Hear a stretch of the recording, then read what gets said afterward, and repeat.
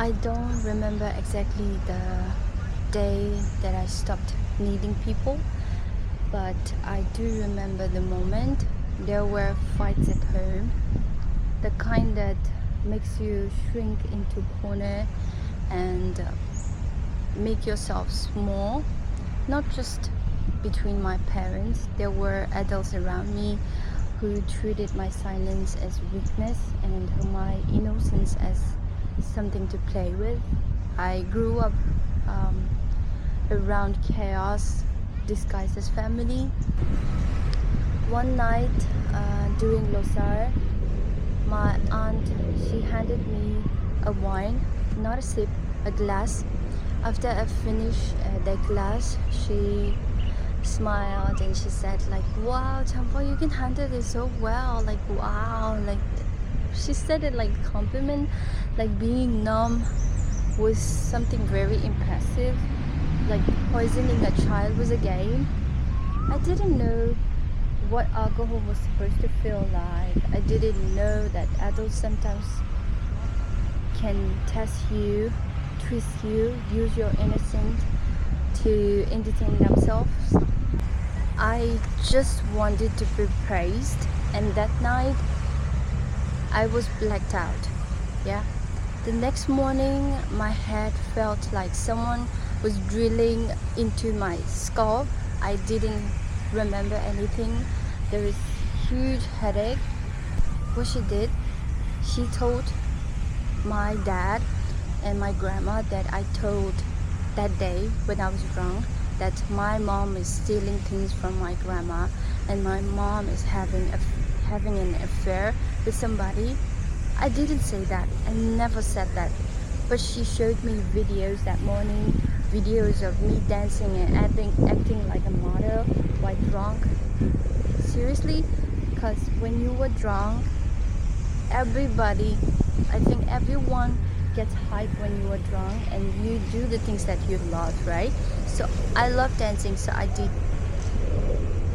dancing. She wasn't supposed to make video of me when I was drunk and traumatized me from the first place, but she said like I was protecting you by making this video. Remember this so you don't drink again in the future. And God forbid, for years I believed her. I believed she was the one who cared. I believed she was helping me, but she wasn't protecting me. She was collecting evidence to use against my mother. My mother, she's a loyal person. She does have a bitter mouth, but she's kind at heart. She is someone that I look up to. She's the strongest woman I know that exists in this world. So my aunt used my innocence to attack someone else's dignity. That was the moment I realized sometimes the people who say they love you are the first ones to exploit you. And when it happens, when betrayal comes from inside your own family, you learn something. Trust is dangerous. Dependence is dangerous. Needing people is even more dangerous. So I stopped needing people. At school, I told stories about vacations that I never went on, stories about love I didn't receive, stories about a family that didn't exceed. People admired that version of me. They thought I had a perfect life, but the truth was messy, painful, lonely. And when you lie about your life long enough, you eventually start hiding your emotions so much. People think detachment is cold, but they don't know detachment is built like this. one heartbreak at a time, one betrayal at a time, one moment of to force maturity at a time. You don't decide to become independent. You learn that depending on people is a weakness they can use against you. Now, when anyone asks me, why don't you open up? Why don't you trust anyone? Why don't you let people get closer? Here's my answer.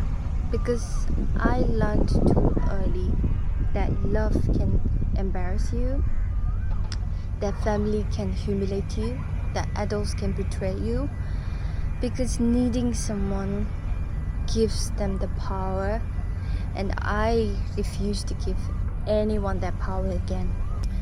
Today, I don't need people. Not for validations, not for safety, not for belonging. I don't wait for anyone to care. I don't beg for anyone to stay. I don't soften myself for people who wouldn't protect me. I became my own home, my own comfort, my own safe place. See, people call me strong, people call me independent, but here's the truth they don't see. I become strong because no one protected me. I become independent because no one showed up. Strength wasn't my choice, it was my only option. If you were watching this, if you have ever been betrayed by the people who were supposed to protect you, listen to me.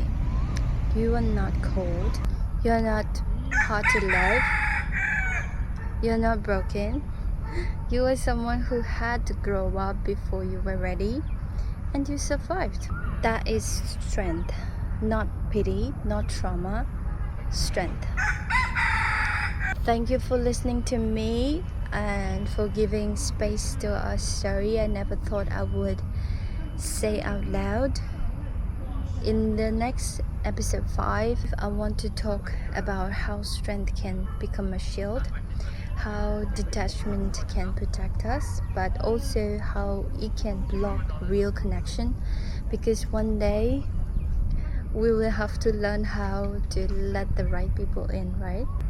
Not because we need them, but because we finally know who deserves access. See you in episode 5. Until then, stay safe and be gentle to yourself today. Bye bye.